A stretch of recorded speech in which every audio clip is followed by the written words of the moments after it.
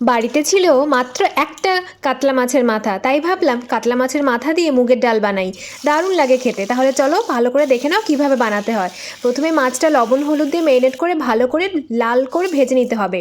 এবার মুগ ডাল নেব আর তেজপাতা দিয়ে ভালো করে লাল করে ভেজে নিতে হবে।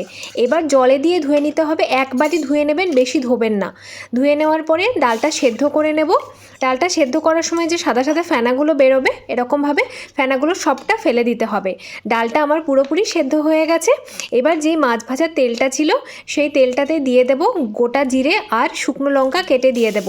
সুন্দর গন্ধ উঠে আসলে পেঁয়াজ কুচি দিয়ে দেবো। পেঁয়াজটা নরম হয়ে গেলে আদা রসুন বাটা দেব।